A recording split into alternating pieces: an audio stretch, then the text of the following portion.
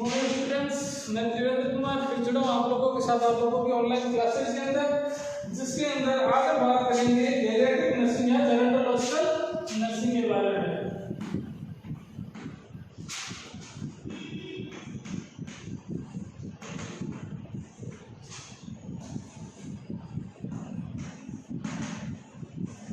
जेरोंटोलॉजिकल nursing या जिसे हम बोलते हैं वृद्धों की देखभाल या उनकी परिचर्या करना। अब वृद्धावस्था की बात करते हैं, इस टॉपिक के अंदर जो मुख्य बात किसकी करेंगे, जेरोंटोलॉजी यानी वृद्धावस्था, यानी जो लोग हैं वो एक प्रॉपर एज के बाद में है जिन्हें हम बुढ़ापा कहते हैं, या जैसे बात करें एज फैक्टर की बात करते हैं, इसके अंदर आपकी जो एज आती है आपकी 60 और अबव, यानी 60 और उससे ऊपर की जो एज आ रही है या जिन व्यक्तियों की उम्र है वो 60 साल से ऊपर की हो गई है, उन्हें हम जेरोंटोलॉजिकल कहते हैं या फिर जेरियाट्रिक नर्सिंग भी कह सकते हैं। ठीक है ना, तो यह होती है वृद्धावस्था। अब क्या होता है, क्योंकि जो वृद्धावस्था ये एक ऐसी स्टेज है जिसके अंदर हमारी बॉडी के अंदर जितना भी डेवलपमेंट हो चुका है वो कंप्लीट होने के बाद में क्या होता है, जितने भी जो बॉडी के टिश्यूज है, ऊतक है, कोशिकाएं धीरे धीरे क्या हो जाती है, नष्ट होने लग जाती है या डिस्ट्रॉय होने लग जाती है। यानी यह एक ऐसी एज है जिसके अंदर हमारी बॉडी जो है या हमारी बॉडी के अंदर जो सेल्स वगैरह पाई जाती है वो धीरे धीरे डैमेज या खत्म होने लग जाती है, जिसकी वजह से हमारा जो बॉडी है उसके अंदर रेगुलर चेंजेस होने की वजह से उसकी जो रिक्वायरमेंट्स है या जो जरूरतें हैं वह बढ़ जाती हैं। ठीक है ना, तो इन्हीं सभी की जो स्टडीज करेंगे या इस स्टेज के अंदर इस एज के अंदर क्या क्या ध्यान रखना होता है, कैसे उनकी केयर वगैरह करनी है, यह सारी की सारी जो स्टडीज है उसे हम जेरोंटोलॉजिकल नर्सिंग या फिर इसे हम कहते हैं जेरियाट्रिक्स।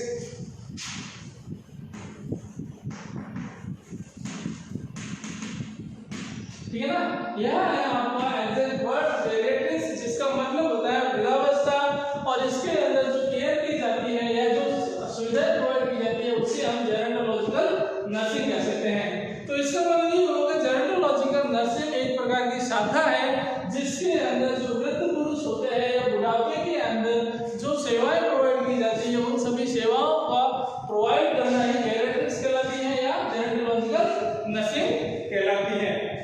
अब होता क्या है इसके अंदर, जैसे बुढ़ापा आता है तो यह बहुत ही जटिल प्रक्रिया है। अब जटिल प्रक्रिया क्यों है, क्योंकि जैसे मैंने आपको पहले ही बताया इसके अंदर होता क्या है, सेल डैमेज होने लग जाता है या सेल डेस्ट्रॉय होने लग जाती है। जितनी भी बॉडी की कोशिका है वो क्या हो जाती है, डैमेज यानी नष्ट होने लग जाती है। अब जैसे हम बोल रहे हैं सेल डैमेज हो रहे हैं, नष्ट हो रहे हैं, यानी हमारी बॉडी के अंदर जितनी भी कोशिका है, जो भी ऊतक बने हैं वो धीरे धीरे डैमेज या नष्ट होने लग जाते हैं, जिसकी वजह से क्या होती है, सबसे पहली प्रॉब्लम है कि उनकी जो फंक्शनिंग होती है वह धीरे धीरे स्लो होने लग जाती है। जैसे हम बात करते हैं बुढ़ापे के अंदर है वो बाल झड़ने लग जाते हैं, स्किन है वो रैशेज आ जाती है, झुर्रियां पड़ने लग जाती है, उसके साथ साथ में दांत भी अपने टूटने लग जाते हैं, हड्डियां है वो कमजोर हो जाती है, टूटने के अस्थिर होने के चांसेस है वह भी बढ़ जाते हैं। तो ये नॉर्मली प्रॉब्लम्स है, दिखना कम हो जाता है, दवाई में दिक्कत होती है, मसल्स है वो प्रॉपर्ली वर्कआउट नहीं कर पाती। तो ये बहुत सारी प्रॉब्लम्स हैं जो क्या होती है इस एज के अंदर जेरोंटोलॉजी या बुढ़ापे या वृद्धावस्था के अंदर देखे जाते हैं, होते के कारण से सेल के डैमेज होने की वजह से। ठीक है ना, तो यहाँ पर ये होता है कि हम जेरोंटोलॉजी नर्सिंग के अंदर ये देखते हैं कि उनकी जो बेसिक रिक्वायरमेंट्स है वृद्धों की या बूढ़े लोगों की, जो भी बेसिक रिक्वायरमेंट है या उनकी जो भी आवश्यकता है उनको कितना हद तक या किस हद तक आप कंप्लीट कर सकते हैं, उनकी जो सुविधा है उनको प्रोवाइड कर सकते हैं, ये सारा का सारा आप पढ़ेंगे इसके अंदर जेरोंटोलॉजिकल नर्सिंग के अंदर। यह देखा जाता है जनरली बात में ये देखा जाता है कि जैसे जैसे व्यक्ति के अंदर वृद्धावस्था की एज जब बढ़ती रहती है वैसे ही उनकी जरूरतें बढ़ने लग जाती हैं, उनके साथ साथ में उनकी जो शारीरिक और मानसिक क्षमता है, जो कैपेबिलिटीज होती है वह भी हो सकता है कि कम हो जाती है, जिसकी वजह से उनकी जो रिक्वायरमेंट्स है वह बढ़ जाती है या उनकी जो शारीरिक क्षमता है वह बहुत ज्यादा कम होने लग जाती है। ठीक है ना, उसके साथ साथ में उनकी जो स्मृतियां हैं याददाश्त है वह भी कम होने लग जाती है, मेमोरी लॉस होने के चांसेस बढ़ जाते हैं। ठीक है ना, ये बहुत सारे ऐसे सिद्धांत भी हैं जिनकी सहायता से हम जो है कह सकते हैं कि इनको सबसे ज्यादा जरूरत होती है केयर की, या बहुत सारी सावधानियां रखनी होती है इनके डेली मेंटेनेंस के अंदर।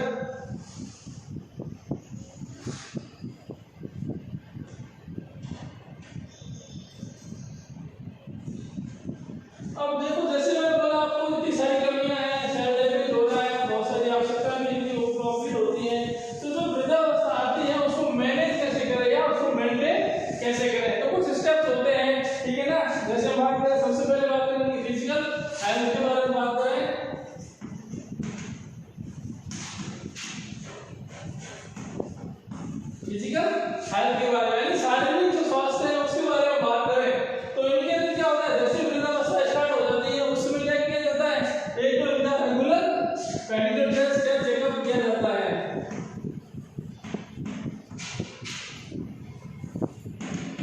रेगुलर मेडिकल चेकअप, ठीक है ना, बता पड़ रहा है आपका रेगुलर मेडिकल चेकअप करवाना पड़ता है, इनको यहाँ करवाना चाहिए। उसके साथ साथ में इनको जो भी रोग या बीमारी दिख रहा है उसका प्रॉपर ट्रीटमेंट हो, जो भी प्रॉब्लम आ रही है उसको आइडेंटिफाई करो, उसका प्रॉपर ट्रीट आउट करो उनको, ठीक है ना। न्यूट्रिशन प्रोवाइड करना चाहिए, न्यूट्रिशन प्रोवाइड करो, न्यूट्रिशन के साथ साथ में ठीक है ना, इनका जो पर्सनल हाइजीन वगैरह उसको मेंटेन करना चाहिए।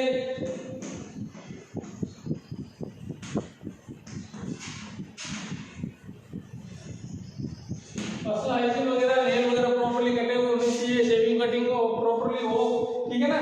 ये चीज हो, साथ साथ में इनके साथ साथ उनका जो कंफर्ट है और रेस्ट, ये प्रॉपर रूप से जितनी रिक्वायरमेंट है उस प्रॉपर रिक्वायरमेंट के साथ उनको प्रोवाइड करनी चाहिए। और इसके साथ में इनकी जो भी डेली एक्टिविटीज वगैरह है वह भी प्रॉपर रूप से मैनेज करनी चाहिए। तो ये जो होती है ये इनकी सारे के सारे फिजिकल हेल्थ को इफेक्ट करते हैं या प्रॉपर्ली मैनेज करके या मेंटेन करके रखते हैं। इसलिए जो भी फिजिकल हेल्थ को मेंटेन करने के लिए रूटीन चेकअप वगैरह वो करना चाहिए, ठीक है। प्रॉपर न्यूट्रिशन वगैरह, पर्सनल हाइजीन वगैरह सब कुछ मेंटेन करके रखना चाहिए, ठीक है ना। न्यूट्रिशन वगैरह प्रोवाइड करना चाहिए। पहली चीज आ गई फिजिकल हेल्थ, जिनके अंदर इन सभी बातों का ध्यान रखते हैं। सेकंड आता है उसके बाद में जो फिजिकल एक्टिविटीज होती है जिसकी वजह से जो मोबिलिटी और मोटिलिटी है वो प्रॉपर मेंटेन हो सके।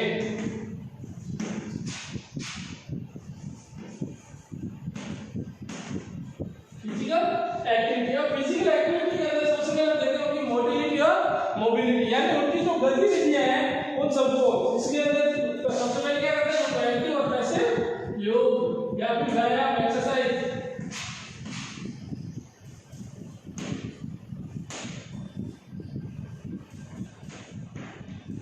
एक्टिव और पैसिव एक्सरसाइज करवानी चाहिए जिसकी वजह से उनका जो बॉडी का मूवमेंट वगैरह है वह प्रॉपर हो सके, ठीक है ना। उसके साथ साथ उनको जॉगिंग के लिए या वॉकिंग के लिए भी प्रेरित करना चाहिए।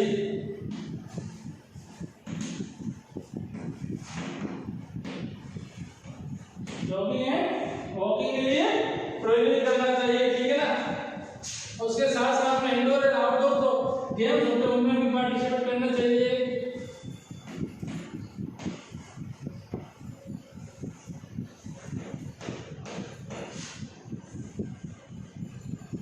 इंडोर एंड आउटडोर गेम्स इनमें पार्टिसिपेट करना चाहिए, ठीक है ना। इसके साथ साथ में घरेलू काम जितने भी होते हैं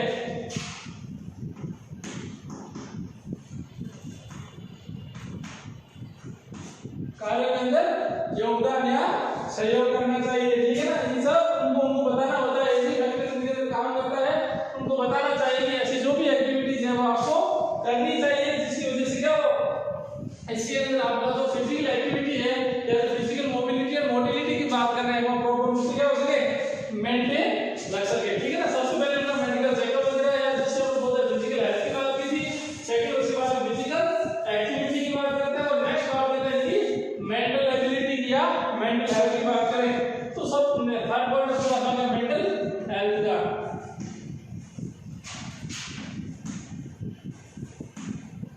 अब ये मेंटल हेल्थ की बात करें तो मेंटल हेल्थ के लिए देखा जाता है कि सबसे पहले क्या है, जैसे हम बात करते हैं जैसे जैसे जरावस्था या वृद्धावस्था आती है उनके साथ साथ में इनका जो ब्रेन है वो बहुत स्लो काम करता है या बहुत ही धीरे काम करता है, यानी प्रॉपर काम नहीं कर पाता। उस कंडीशन में देखा जाता है जैसे उनकी स्मृति है वो चली जाती है, आइडेंटिटी जो होती है या आइडेंटिफिकेशन की जो पावर होती है वह भी कम हो जाती है, ठीक है ना। बोलने के अंदर किसी चीज को सुनने की क्षमता है वह भी कम हो जाती है। इन वजह से क्या उनके अंदर बिहेवियर है या उनका जो स्वभाव है वह चेंज हो जाता है काफी हद तक।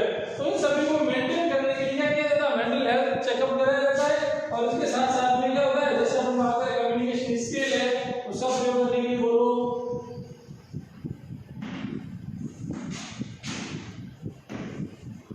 कम्युनिकेशन स्किल का प्रयोग करने के लिए बोलो उनको, ठीक है ना। उसके साथ में जो भी बात करें प्रॉपर कंसंट्रेशन जो होता है उसको मेंटेन करो, कंसंट्रेशन को मेंटेन करने के लिए बोले हैं ध्यानपूर्वक सुनने के लिए लिसनिंग की जो प्रक्रिया या प्रोसेस होती है उसको भी प्रोवाइड करनी चाहिए, यूज करना चाहिए। लिसनिंग, ठीक है ना, हम जो भी बोल रहे हैं उसको वो आराम से ध्यानपूर्वक सुनने के लिए बोल रहे हैं, ठीक है ना। उसके साथ में जो भी हम बात कर रहे हैं, जो भी उनसे व्यक्ति जो है मिलने के लिए आए हैं, उनको प्रॉपर क्या करें, इंट्रो प्रोवाइड करें या इंट्रोडक्शन दें। बात करने से पहले उनका इंट्रो कराना चाहिए ताकि वो उनको आराम से पहचान सके, ठीक है ना। उसी के बाद उनसे जो भी बात वगैरह करनी है, जो भी कन्वर्सेशन उनके बीच में हुआ होना चाहिए, ठीक है ना। और उसके साथ साथ में उनकी जो भी करंट डेट चल रही है, जो भी दिन वगैरह चल रहा है, जो भी वार वगैरह है, या जो भी टाइमिंग की प्रोसेस है वो भी प्रॉपर्ली उनको बतानी चाहिए कि आज ये तारीख है या आज ये दिन है या आज ये वार वगैरह है, जिसकी वजह से वो क्या आराम से उनका जो आइडेंटिटी है वो प्रॉपर रूप से मैनेज या मेंटेन हो सके।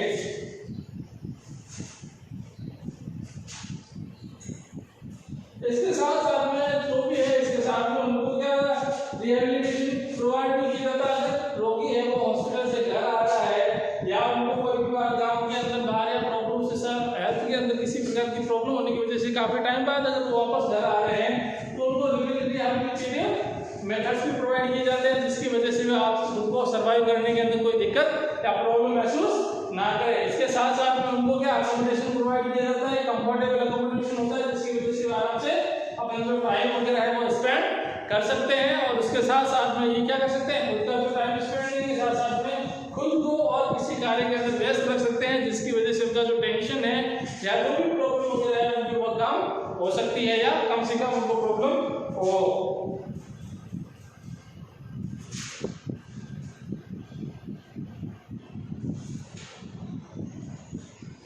उसके साथ साथ में जैसे हम बात कर रहे हैं कि पेशेंट के अंदर उसको सुनाई नहीं देता है, उसको दिखाई नहीं दे सकता या उसको बहुत कम दिखाई देता है, ठीक है ना, या उसको और कोई प्रॉब्लम होने लगती है तो उस प्रॉब्लम का सॉल्यूशन निकालना चाहिए। जैसे उसको देखने में प्रॉब्लम हो तो स्पेक्स वगैरह या ग्लासेस वगैरह चश्मा यूज करें, या फिर उनको सुनाई नहीं देता तो हियरिंग एड्स जो आते हैं, मशीनें आती है कान की, उनका प्रयोग करें ताकि जिनकी वजह से वे आराम से किसी भी बात को सुन सके।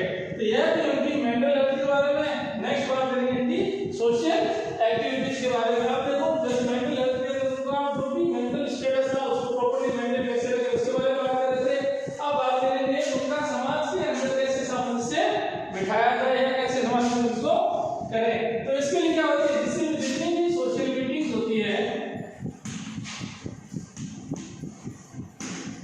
उनके अंदर पार्टिसिपेट करने के लिए प्रेरित करें। जैसे वो बर्थडे पार्टी है या वेडिंग सेरेमनी वगैरह है या और कोई मीटिंग वगैरह है, तो सभी मीटिंग्स के अंदर उनको ले जाए, साथ में उनको इंट्रोडक्शन करवाएं, जिसकी वजह से क्या है आराम से समाज के अंदर खुद को क्या मेंटेन करके खुद की रिस्पॉन्सिबिलिटी होती है, जो स्टेप होता है उनका उसको मेंटेन कर सके, ठीक है ना। इसके लिए उनकी जितनी भी सोशल मीटिंग्स वगैरह उनको जाने के लिए बोल रहे हैं, ठीक है ना, उनके सहभागिता हो रहे हैं। और उसके साथ साथ में जितनी भी जो स्पिरिचुअल इवेंट्स वगैरह होते हैं या जो धार्मिक गतिविधियां होती है, जैसे मंदिरों में पूजा पाठ हवन यज्ञ वगैरह हो रहा है या किसी प्रकार की प्रार्थना सभा वगैरह है चर्च के अंदर होती है, तो ऐसी जगहों पर भी उनको लेके जाना चाहिए, ठीक है ना। इसके साथ साथ में ठीक है ना, जितनी भी मनोरंजन की सुविधाएं होती हैं, जैसे कोई पार्क वगैरह है या फिर और कहीं जैसे जाने के लिए जाने की जगह हो तो वहां पर भी उनको लेके जाना चाहिए ताकि उसकी वजह से उनका जो टाइम स्पेंड हो सके और ये खुद को कंफर्टेबल महसूस कर सके, ठीक है ना। उसके साथ में उनको यदि किसी प्रकार की आवश्यकता है, जैसे टीवी टेलीविजन वगैरह है या फोन वगैरह है किसी से बात करने के लिए, ठीक है ना, तो ऐसी सुविधा भी उनको प्रोवाइड करनी चाहिए, ठीक है। यह थी उनकी सोशल एक्टिविटी। नेक्स्ट बात करते हैं किसी प्रकार का कोई एक्सीडेंट वगैरह या किसी प्रकार की जो दुर्घटना वगैरह होने के चांसेस होते हैं इस संस्था के अंदर, जिसकी वजह से उनको बहुत ज्यादा नुकसान या हल्का बड़ा नुकसान हो, उससे बचाने के लिए भी विभिन्न प्रकार के स्टेप होते हैं। तो दुर्घटनाओं की रोकथाम जिसे हम बोलते हैं prevention of accident.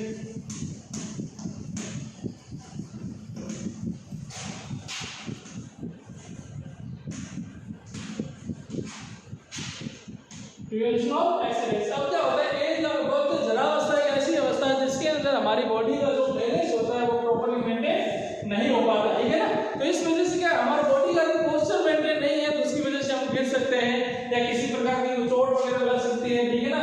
Physical weakness भी होती है जिसकी वजह से हम उसका बैलेंस प्रॉपर्ली मेंटेन नहीं कर सकते। तो ऐसी कंडीशन के अंदर बहुत सारे एक्सीडेंट्स होने के चांसेस बढ़ जाते हैं। तो ऐसे एक्सीडेंट्स को रोकने के लिए या उनसे प्रिवेंट होने के लिए विभिन्न प्रकार के जो स्टेप्स हैं उनको रखना चाहिए, जिसके अंदर पहली बात करते हैं तो उसके अंदर सबसे पहले आता है गिरने से बचाना।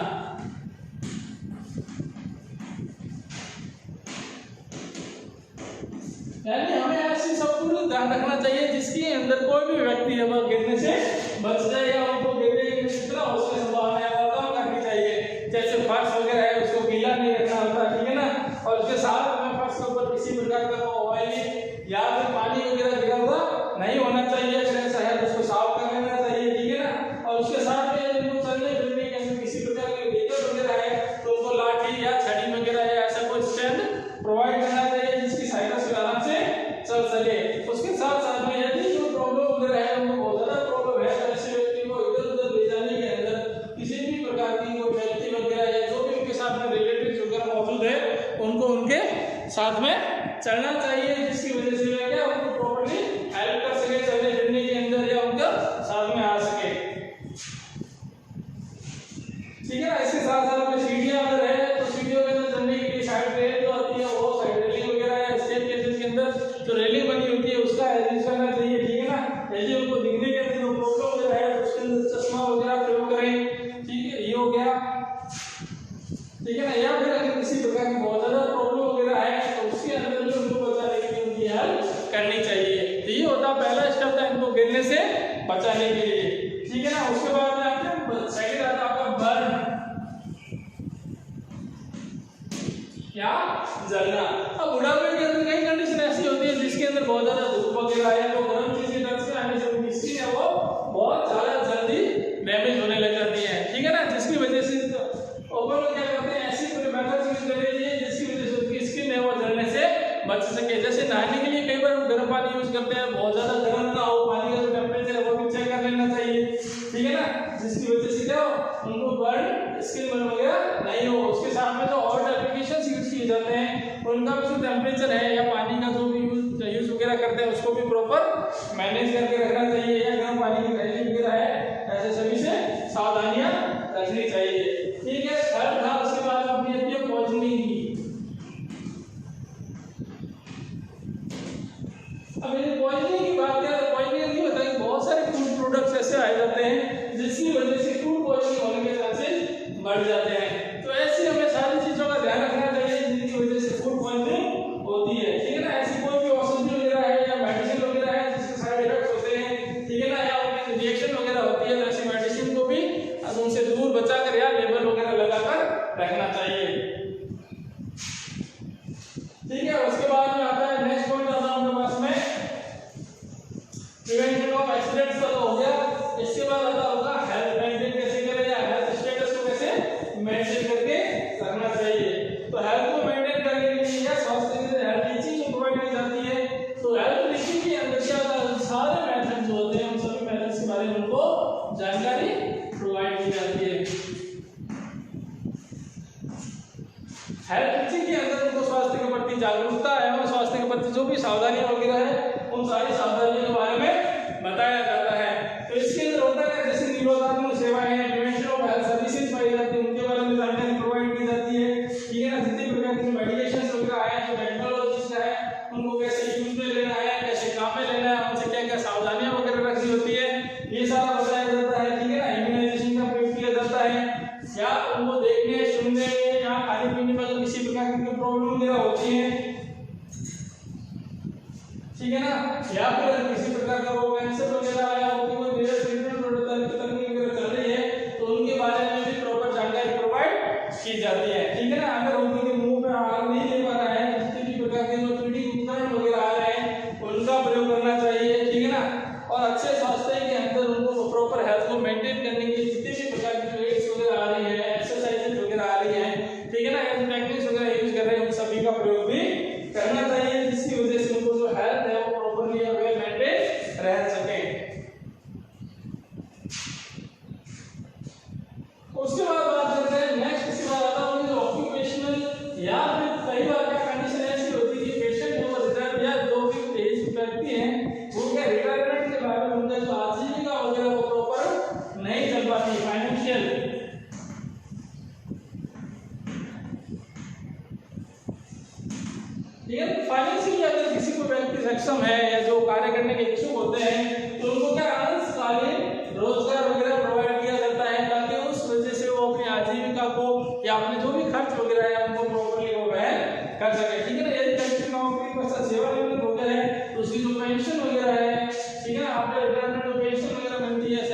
बाद में उसको भी प्रोवाइड करना चाहिए, उनकी व्यवस्था करनी चाहिए, ठीक है ना।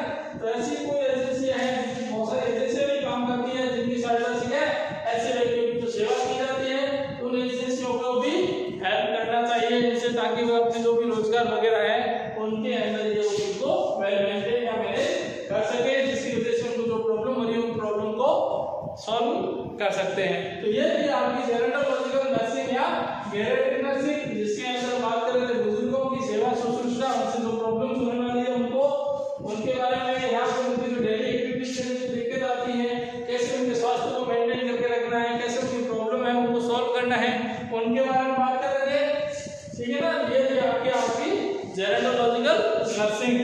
नेक्स्ट मिलते हैं अगली क्लास के अंदर। Thank you.